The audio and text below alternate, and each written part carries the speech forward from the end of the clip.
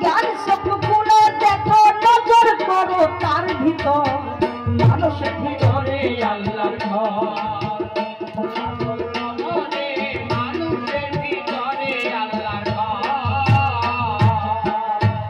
ওরে সাততলা আসমান জমিন আছে দেহের ভিতরে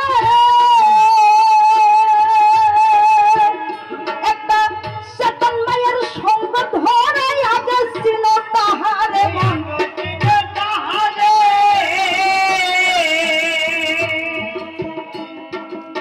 সাততলায় আসমান জমিন আছে দেহের ভিতরে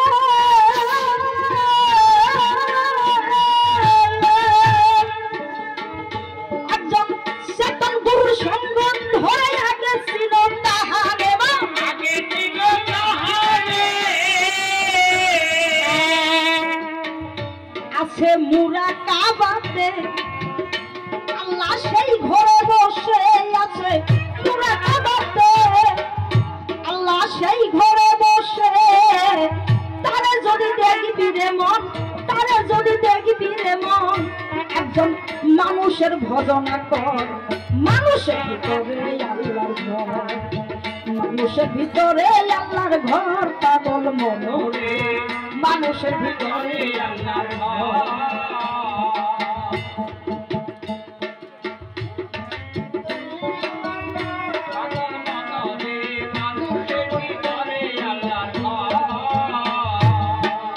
ওরে এই দেহের ঘরে তো ভাই বৃষ্টির পানি ঝরে না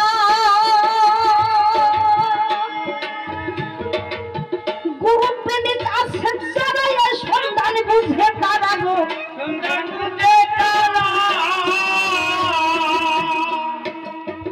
এই দেহের ঘরে তো ভাই বৃষ্টির পানি ঝরে না গুরু প্রেমিক আছে যারা এই সন্ধান ছিলে তারা গো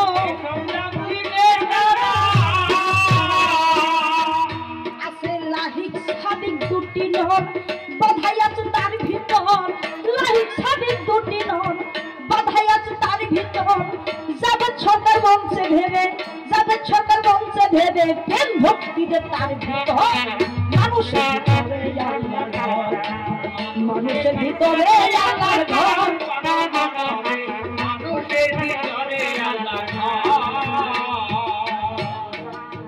এই দেহের ঘরে তো ভাই বৃষ্টির পানি ঝরবে না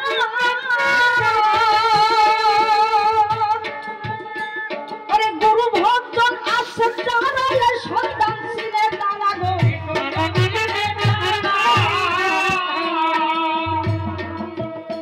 আছে লাহিক স্বামী দুটি নর বাধাই আছে তার ভিতর লাহিক স্বামী দুটি নর বাধাই আছে তার ভিতর নাজিম সরকার বলছে ভেবে নাজিম সরকার বলছে ভেবে প্রেম ভক্তিতে তার ভিতর মানুষের ভিতরে আল্লাহর ঘর মানুষের ভিতরে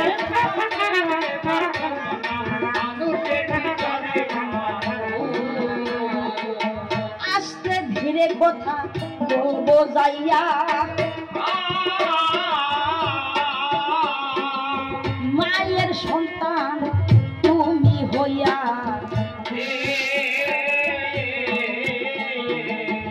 একজন মানুষ কি বাবা গুরু হওয়া তো সহজ না নাইবের রাসূল হওয়া তো সহজ না একজন মানুষের পাইরবি করতে হয় আবার কোন মানুষের পাইরবি করবে আমার মতন একজন যে মায়ার সাগরে মায়ার রঙ্গিত ধরে শুধু তারই ভজন করবার কইছে তবে যে আমার মতন আপনার মতন পুরুষের ভজন কিন্তু করলে সাইরা আব্বা না কবুল সেটা করেন কি বাবা বড় বড় যারা নাইবের রাসূল যারা হালে বায়াত করেছে আমার নবীর যারা আসে তারা কি এই জগতে আমি আছি আমি তো দয়াল সম্পন্ন কিছু তোমার চরণে শুকিয়ে দিচ্ছি তাই না তবে তারা কখনো পুরুষ থাকে না যারা বড় বড় মাথায় চুল রাখে মেয়ে মানুষের একটা লক্ষণ আছে যদি বড় বড় চুল থাকে স্বামীর পায়রবি করে তাহলে পুরুষের একটা জায়গা থাকতে হবে হবে না এই যে পুরুষের যে মাথায় চুল রাখে তার কারণ কি জানেন ওই যে আমার পুরুষের আমার পুরুষের আর একজন স্বামী আছে, সেই স্বামী হচ্ছে জগৎ স্বামী। স্বামী সেটা হচ্ছে তার যার যার পীর, তার চরণ মুছানোর জন্য একজনের রাখে সুন্নত, একজনের রাখে ফরজ। বাকি কথা দিয়ে ছেড়ে এখন যাব প্রশ্ন ধরে।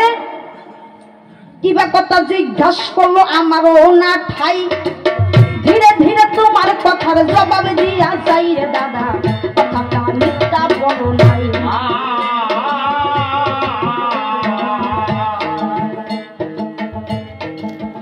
একটি বলে 5টা ফুল ছিল, বলো না আমারে।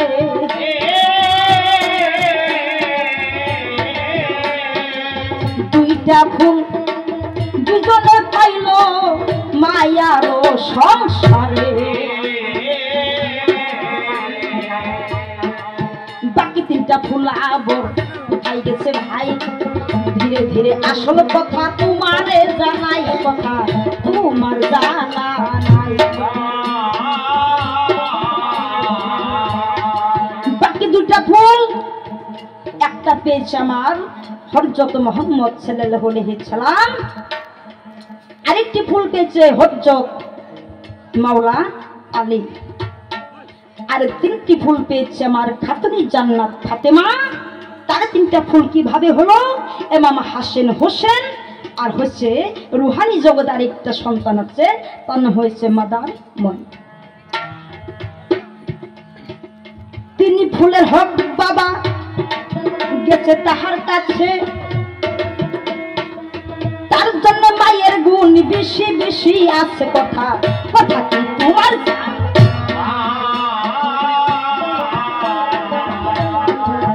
বলবো কথা এই আসরে, ভাবের মানুষ দাদা যদি পায় সংসারে, ভাবের মানুষ বেশি থাকা লাগে না, ভাবের 5 জন হলেই চলে যায়। আর ও ভাবের যদি শত শত মানুষই থাকে, সে জায়গায় কখনো কাজ হবে না। কাজে কর্মে কথাই আমি বলছি তোমার ভাই, আরো একটি জিজ্ঞাসা দাদা করেছে আমায়, কথা কথাটা মিথ্যা বলে নাই। বাস্তব জগতে মায়ের পেটের ভাই থাকলে সংসারে বাবার সম্পদ থাকলে সমান সমান তার অধিকার হয়ে যায়। আর হযরত আলী আরেকটি সন্তান ছিল, ওই যে কইলাম না মাদার মণি ছিল, উনি রোহনী জগতে ছিল। উনি এই দুনিয়ারই কোনো আশা করে নাই, দুনিয়ার ভালো মন্দ খানা হাউস রঙের কাপড়, বাবা মার শুধু কি চাইছে জানেন? শুধু মন আর প্রাণ।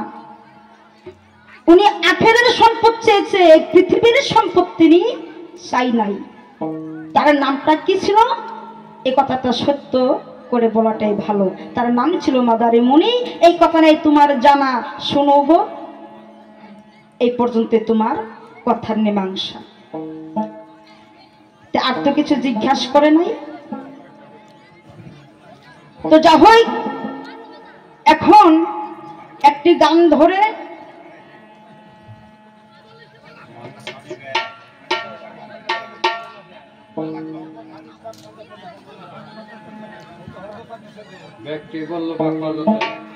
পাক পাঞ্জনে সবাই পড়লো, উনি পড়লো না কেন? উনি একটু বিরক্ত ছিল, একটু আলাদা ভাবের একটু মানুষ ছিল, যার জন্য উনি একা স্তরের সবের সাথে মিশে নাই। এখানে একটি বহুত একটি বাবা তত্ত্বের সাগর আছে। মানুষে বলছে না সবকিছু জায়গায় সব জায়গায় পাওয়া চলে না। আজকে আমরা আসরে যদি বাবা কিছু কিছু পিসাব্যর কাছে মানুষের মুড়িদ হয় না, কিসের জন্য জানেন? বাবে যে 10,000 টাকাতে আমরা কবি সরকার বাইনা করে আনলে আমরা সবকিছু শুনে পারি। আমরা পীর ধরার কারণ কি? যার জন্য আমরা কিছু কিছু কথা বাবা গোপন রাখি, ওই মানুষগুলোর মান সম্মান আমরা হারাইতে চাই না। পরিকল্পনা এটাই হয়েছে মূল রহস্য ঘটনা। শরীয়ত সব জায়গায় প্রকাশ করা যায়, মারিফত কিন্তু বাবা সব জায়গায় প্রকাশ করা যায় না। ওটা হচ্ছে মদ্দলের নিচে যে সাগর, সে সাগরের নিচেও ঝিনুক, ঝিনুকের নিচেও গহীন। যার জন্য বাবা ওই যে কইছি না, বুঝার মতন বুঝলে একটু কথাই বুঝি, বেশি বলতে হয় না, ওগুলা কথা বাবা সব জায়গায় বলাও চলে না। এমনও কথা আছে এই মুহূর্তে বললে বলতে পারো, আমি মরলে কি আপনি রিস্ক হেরবেন? হইতে পারবেন না। তবে যা হোক, এখন আমি ওনার কাছে কিছু প্রশ্ন করে যাই। আমার হযরত মুহাম্মদ সাল্লাল্লাহু আলাইহি সাল্লাম আমি কোরআনের মাধ্যমে শুনেছি এবং পেয়েছি 1,24,000 পয়গম্বর কিন্তু নবী, 1,24,000 কিন্তু নবী আসছিল দুনিয়ায়, তাই না? তাহলে সর্বমোট কোরআনের মধ্যে কতগুলো নবী পাওয়া যায়? মাত্র 25টা নবীর নাম আছে না নাই? তাহলে এই যে মহারে নবুয়াত, এখানেই বেলায়েতের কথা আলোচনা হয়েছে। উনি যদি প্রশ্নের জবাব এইভাবে না দিত তাহলে প্রশ্নটা আমার আসতো না। আজকে আমার কিছু আর বাই করুন না, ওনার কিছু দেয় ওনারই কাটুন না, কি কন আপনারা? তো যা হোক, এই কোরআনের মাধ্যমে 25টা নবীর উল্লেখ আছে, আর বাকি নবীটি কোন জায়গায় আছে? তারা কেন এই মোহরে নবুয়াত পেল না? অবশেষ আমার দিনের রাসূলের কাছে মোহরে নবুয়াত আসলো, তার কি কর্ম ছিল তোমার কাছে আমার জিজ্ঞাসা হইল। আর বেলায়েত, এই যে বেলায়েত যে বললাম, বেলায়েতটা সর্বপ্রথম কোথায় ছিল, কোথায় থেকে সৃজন হলো? বেলায়েত শব্দের অর্থ কি, আর এই বেলায়েত আইস্তরি কোথায় আছে, তাই জানতে চাই দয়াল তোমার কাছে। আমি শুনতে পাই দয়াল নবীর নাকি 4,500 হাদিস অনুসারে এবং কুরআন অনুসারে 4,500 তার নাম ছিল। দুনিয়ার বুকে বাবা আমরা কি বলি? রাসূল, নবী, আর আসলে ওনার নাম হয়েছে হযরত মুহাম্মদ সাল্লাল্লাহু আলাইহি সাল্লাম। এটা হচ্ছে অরিজিনাল সত্য প্রকাশ করি নাম, আর বাকি নামটি ওনার কোন ব্যক্তি রাখছিল এবং সেই ব্যক্তির নামটি তুমি কয়ে যাবে, তাই তোমার বুঝুননি তুমি কত দূর পানির মাছ। তবে যা হোক, এই পর্যন্ত আমি করলাম জিজ্ঞাসা, সুন্দরভাবে করিও খোলাসা। এখন যদি পরে পাশে সুযোগ জুটোকে পাই তবে মেরাজে থেকে কিছু আলোচনা করে যেতে পারবো ভাই, নাকি? মেরাজ তরি জুটোকে আমরা শেষ করব একটা গান ধরে।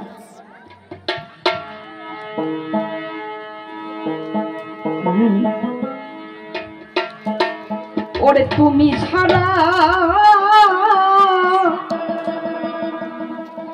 আমার এই জীবনে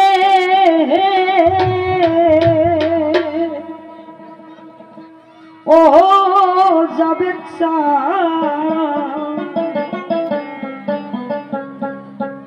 আমি বড় একারে বন্ধু,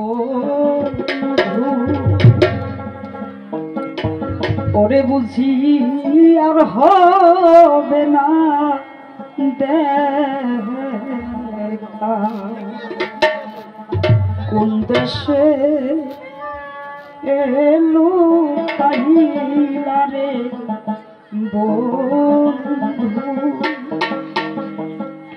আরে বুঝি আর হবে না দেখা, তুমি বিনে এই জগতে ওরে বন্ধু আমি বড় একারে বন্ধু,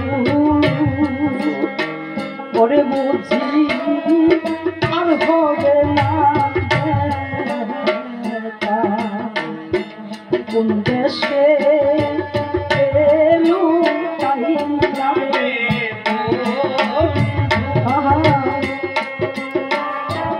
আর হবে না দেখা,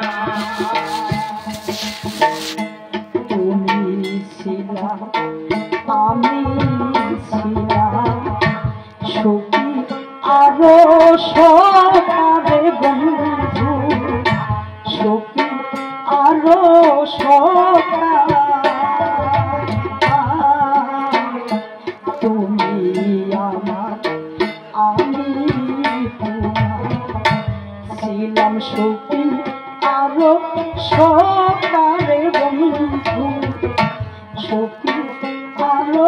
সখা ইয়া গুঞ্জা লাইয়া গেলি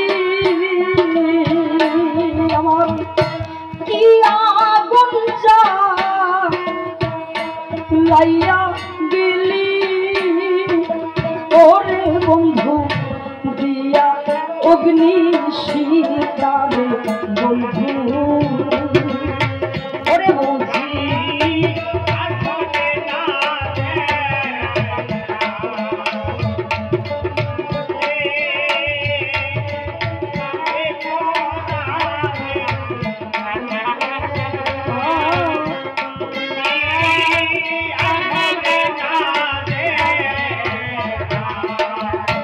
যেদিন হতে ছেড়ে গেছো রাস্তায় ফেলে কারে বন্ধু রাস্তায় ফেলে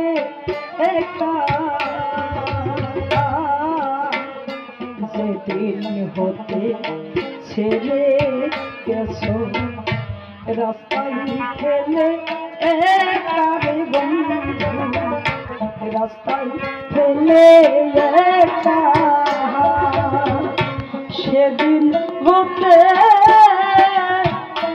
এই কপালে ওরে বন্ধু এত দুঃখ লেখারে বন্ধু ওরে বুঝি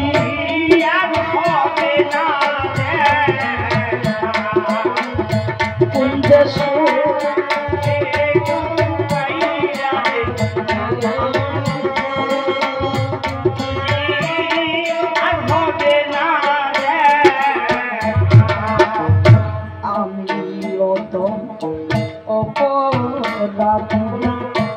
এই ছিল মোর লেখার বন্ধু এই ছিল মোর লেখা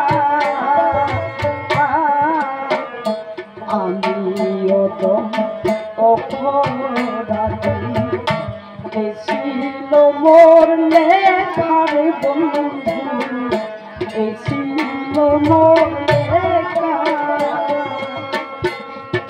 শান্ত সদাই আবুল সরকার বন্ধু আমি হইলাম বন্ধু ওরে বুঝি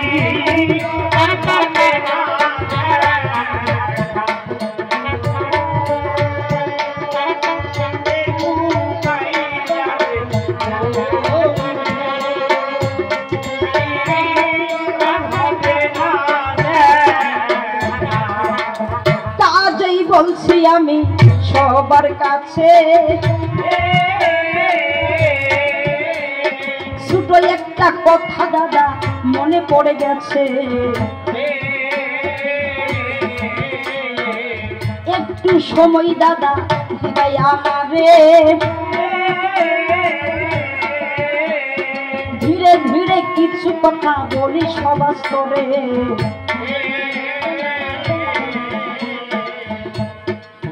একদিন আমার দয়াল নবী কি কর্ম করিল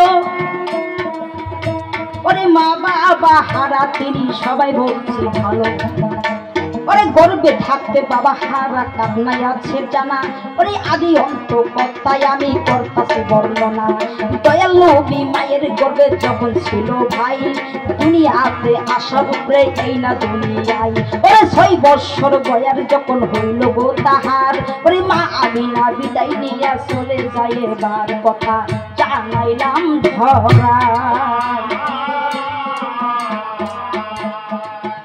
আমার দয়ালের কোনো জায়গা নাই আমার দয়াল কান্দে যাবে যারে হায়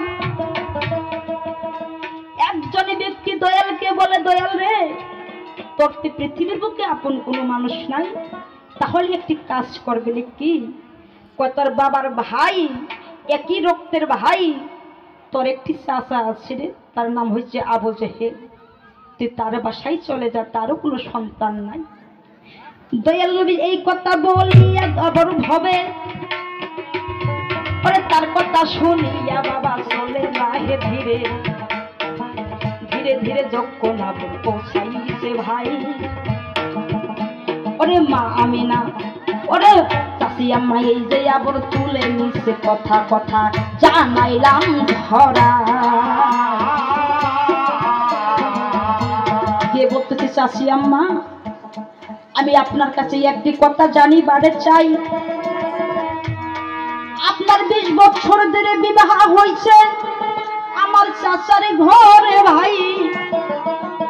এই 20 বছরের মধ্যে কোনো ছেলের সন্তান দেয় নাই তোমার।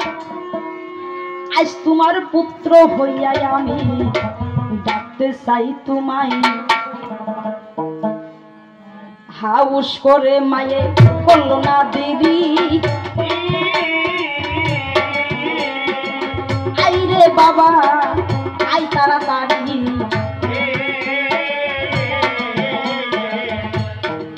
একটি সময় আবু জেহেল বাসায় আসলো। আসার পরে বলতেছে এ বিবি আজ 3 দিন ধরে অনাহারে আছে আমাকে কিছু খাদ্য দাও। কয় বলে স্বামী গো আমার তো ঘরে তেমন ধরনের কোনো খানা নাই। এটা কি আপনার জানা নাই আমি কোথায় থেকে খানা তৈরি করে এনে দিব তোমার সেবাই? পারবো না পারবো না আমি দিতে পারবো না। কোথা থেকে দিব স্বামী বলো নাই আমারে? দেওয়ার মতন কোনো সক্ষম নাই গো আমার ঘরে। বললাম কথা ওই চরণে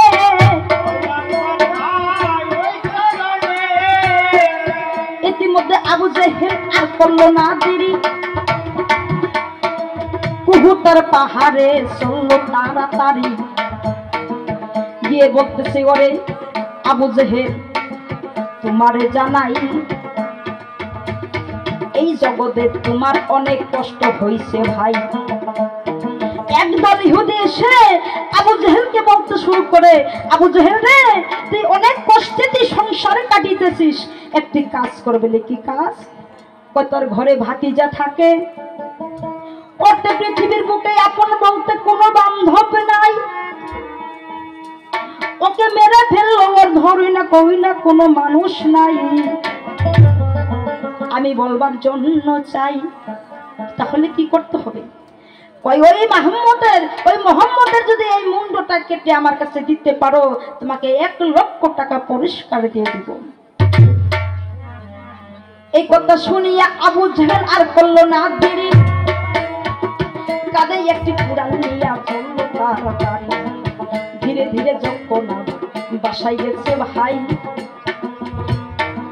পরিবারকে জিজ্ঞাসা আবার তখন করে তাই এই দিদি ভাতিজা কোথায় গেছে? কয় বলেন স্বামী আপনার তো দরকার। কয় তোমাকে নিয়ে তো সংসারে কষ্ট করে থাকার ইচ্ছা হয় না কেন? আমি তো রোজ কাম করতে পারি না, টাকা পয়সা উপার্জন করতে পারি না, একটি কাজ করবে কি? কয় মোহাম্মদকে কোথায় গেছে ডেকে আনো, আর মাথাটা কেটে আমি ইহুদির কাছে বিক্রি করে দিয়ে আসি। 1 লক্ষ টাকা পেলে পরে আমরা স্বামী স্ত্রী দুজনে মিলে সুখে সংসার করে খাবো ভব চরাচরে।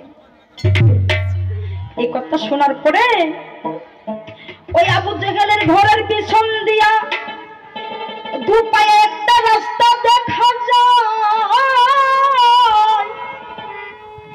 ওই রাস্তায় একটি শিশু বাচ্চা নামাজ পড়তে যাইতেছে ভাই।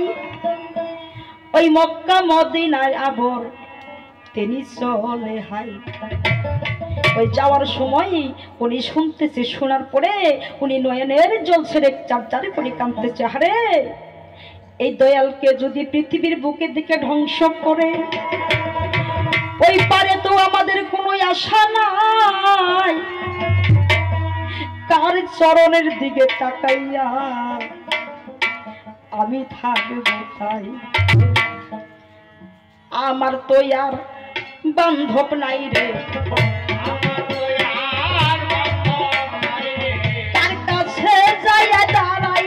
হবে। আমার তো আর বান্ধব নাই রে। শিশু বাচ্চা 6 বৎসর আর করলো না দেরি, ওরে কাঁদতে কাঁদতে চলে গেল অতি তাড়াতাড়ি। ওরে মদিনাতে যখন আবার পৌঁছাইল ভাই, ওরে মক্কা শহরে আবার তিনি গেল তাই কথাটা সবাতে জানা। গিয়ে শিশু বাচ্চাটা ওই মসজিদের একটি কোনায় দাঁড়িয়ে দাঁড়িয়ে জারি করে কান্নাকাটি করতেছে। এতে সময় আমার দয়াল নবী উনি নামাজকে আদায় করে পিছনের দিকে যখন তাকাইয়ে দেখে শিশু একটি 6 বছরের বাচ্চা কান্নাকাটি করতেছে। আমার দয়াল নবী এগিয়ে গেছে, কই বাবা তোমারও তো আমার জীবনে দেখি নাই, তুমি কি মনে করে আসে এই জায়গায় তুমি কাঁদতেছো, একটু বলবে? দয়াল গো তুমি জানো না, জানো না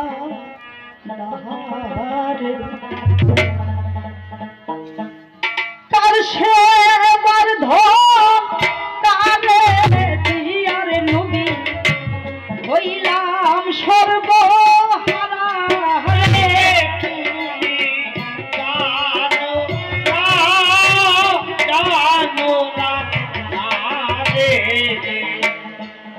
নবী গো তুমি তো জানো না, তুমি এই মক্কা মদিনার শহরে আর থাইকো না, তোমার চাচা আবু জেহেল তোমাকে পৃথিবীতে রাখব না, তোমার মোটা মাথা মুন্ডল কেটে বিক্রি করে দিবে, 1 লক্ষ টাকা পালে সংসার তারাই করে খাবে। ওই না ঘরে যাইও না দয়াল নবী, আমি তোমারে দেই করিয়া রে তুমি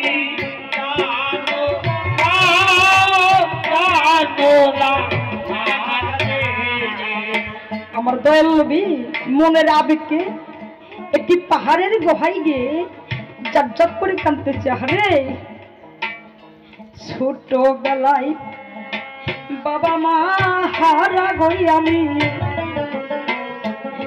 আমার আপন কেহ নাই রে তুমি,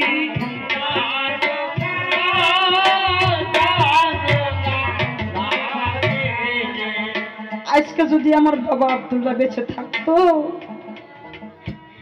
আমার কি আর এই দশা হইতো রে পাগল,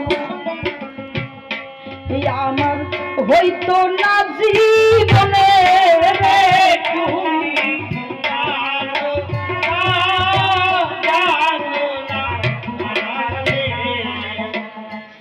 মায়ের কথা মনে করে নবী কান্দে যারে যারে রে তুমি,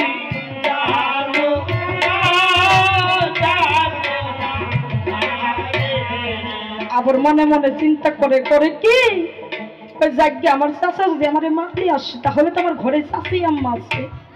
উনি দৌড়াইয়া চাচি আম্মার কাছে গিয়ে বলতেছে, মা গো আমি তোমাকে আমার সে মামিনার মতো করে তোমাকে আমি ডাক দিয়ে প্রাণটা শীতল করে চাই, আমার মনটা আমি শীতল করে নেব।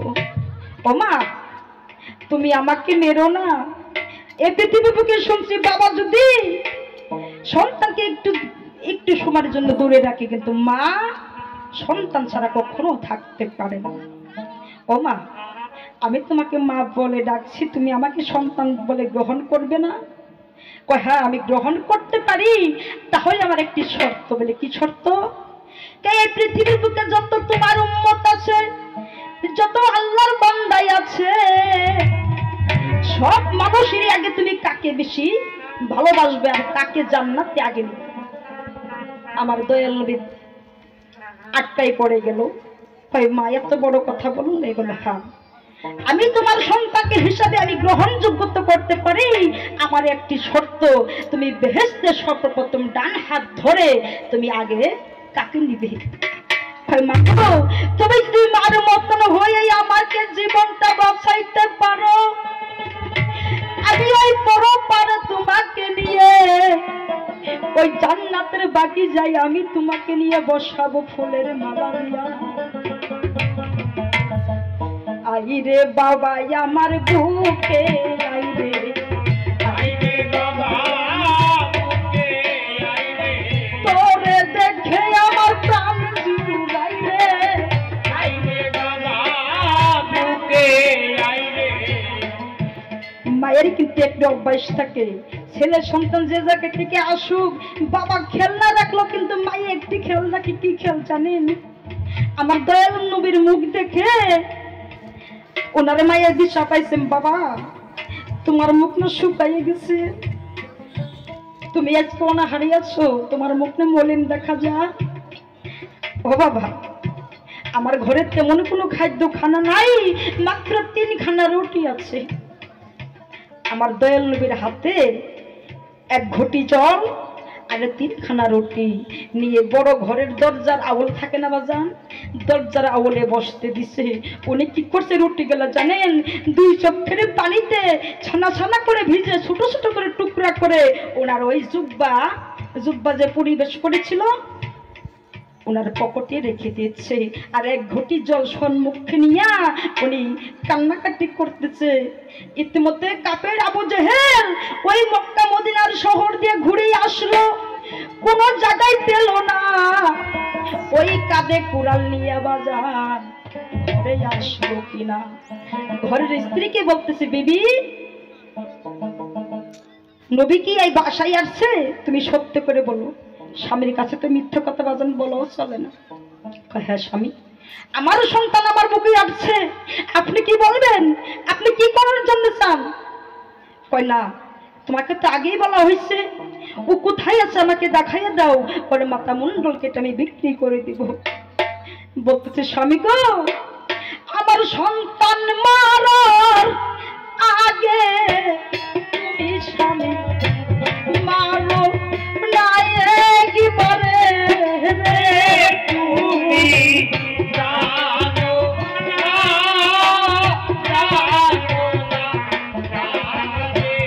কারণ মায়ের জানে সন্তানের জানারে বাধা, অন্য কি তাই জানে রে।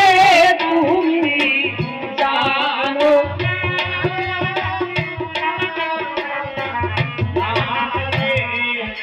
ইতিমধ্যে কাবের আবু জেহেল কি করলেন? লাঠি মেরে পরিবারকে জমিনে ফেলে উনি ধর ধর করে ঘরের ভিতরে যখন চলে গেছে, আমার দয়াল নবী এইভাবে থরথর করে কাঁপতেছে। চাচাকে দেখার সঙ্গে সঙ্গে ওনার পদের মধ্যে জড়িয়ে ধরছে।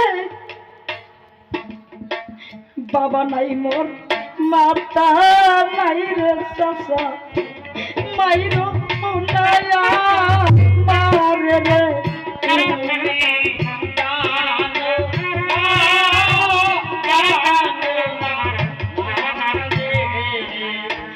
বাবা যদি হইতে তুমি রে পাগল, মারতে পারতাম না পারে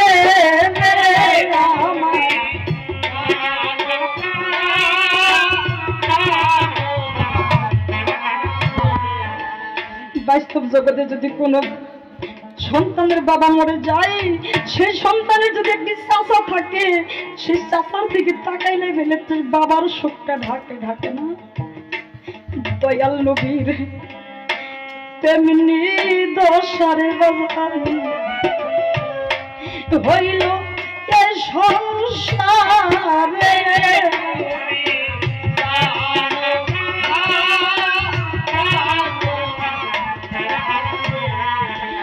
আবু জেহেল কাঁধে একটি কুড়াল নিয়ে উনার মাথার মধ্যে এমন জোরে একটা বাড়ি বেড়েছে,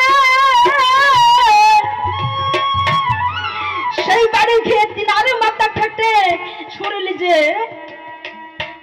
জুব্বা ছিল রক্ত ভেসে পরিপূর্ণ ভাবে লাল হয়ে গেছে।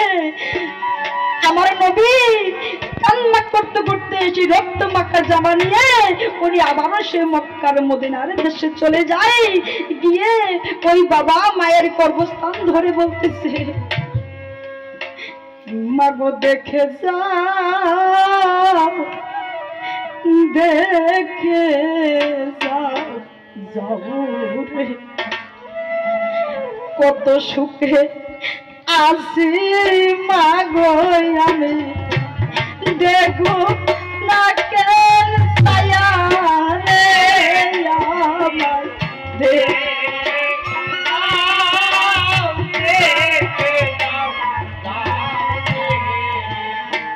জন্মের কাঙ্গাল কইরা গেছো রে বাবা, তোমার মনে কি পড়ে না রে আমার,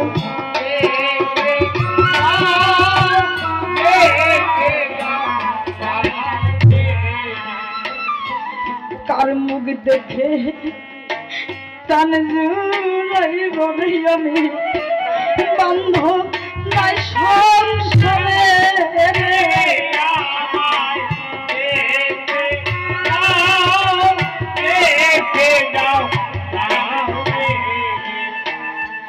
কত মানুষ চাইয়া দেখি আমার বাবার মতন কেহ নাই রে আমার,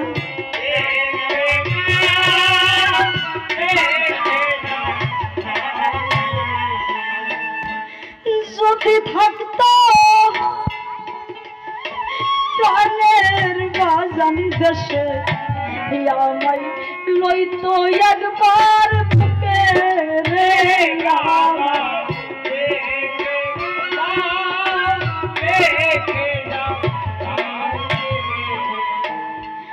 এত নিঠুর কেমনে হইছ মা, তুমি দেখলা না আসিয়া রে আমায়,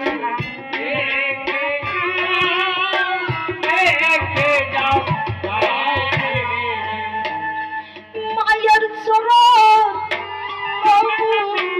ধন বাজার সবাই দিলামি কয়া রে,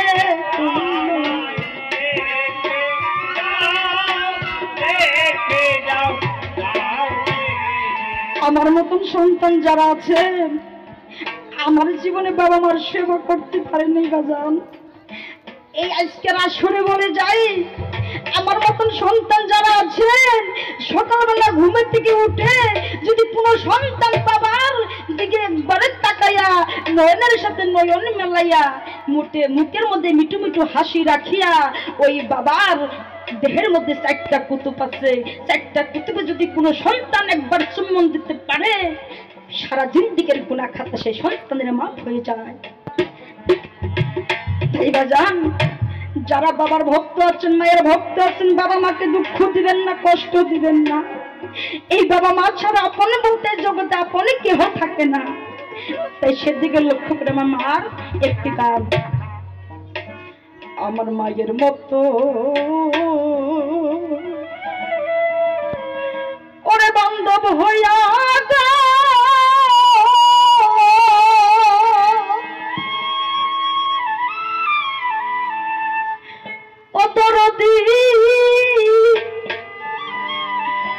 আজকে কেউ ডাকে নাই আমায়, কি দিয়া বুঝাইব রে ও বুঝিম, আমি মা বাপ হারাইয়ে তুমি রে কি দিয়া বুঝাইব রে ও বুঝিম, বাবা হারাইয়ে তুমি রে কি দিয়া বুঝাইব রে ও বুঝিম,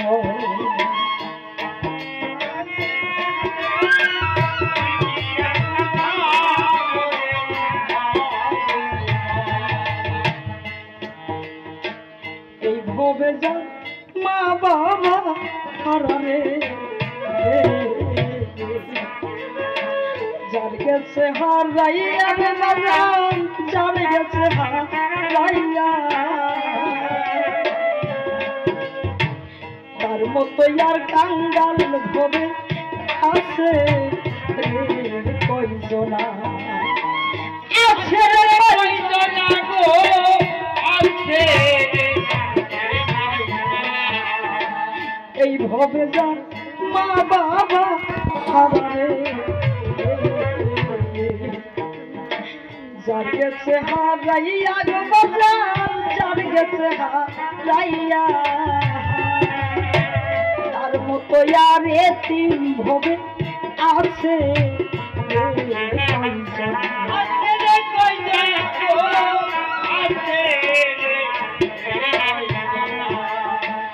এই ভবে যার গুরু হারা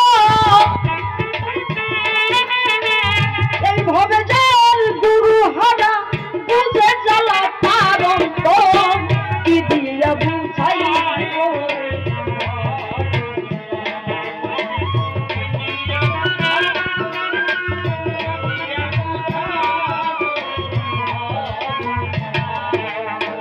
এই ভবে যার মা দুঃখী হারারে যার গেছে হারাইয়া মাগো যার গেছে হারাইয়া রাস্তার কাঙ্গাল তারাই বাবা হইয়া হইয়া গেল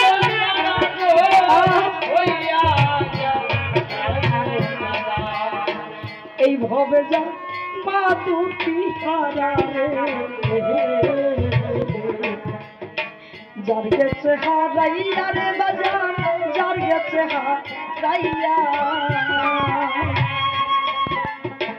তার মতো আর এতিম ভবে আছে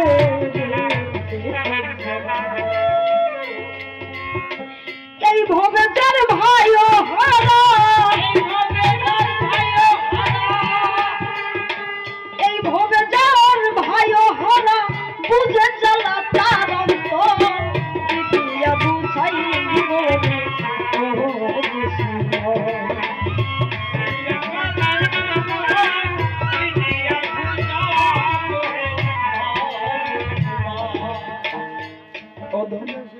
আমি নার তাই কপাল পুরারে যাই না কাউরে বলার পাগল যাই না কাউরে বলা বলতে গেলে হৃদয় মাঝে আমার বারে বারে দ্বিগুণ জ্বালা রে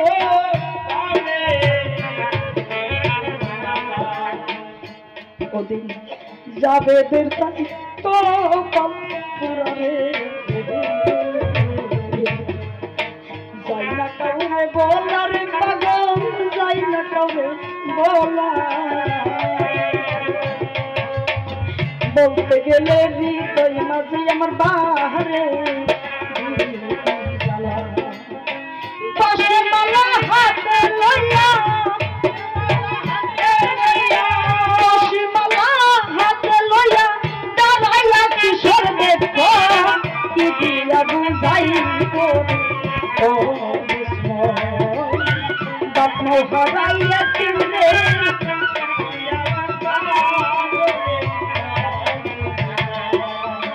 বাবার ভক্ত আবার কয়জন আছে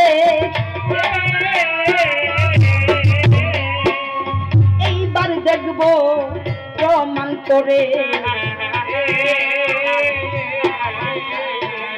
দয়ালের কথা শোনার পরে কেমনে থাকে আবার বসিয়ে মা বাবার কথা শুনলে পরে চরণ দিয়া দিবেন মরে আমার মায়ের কথা মনে হলে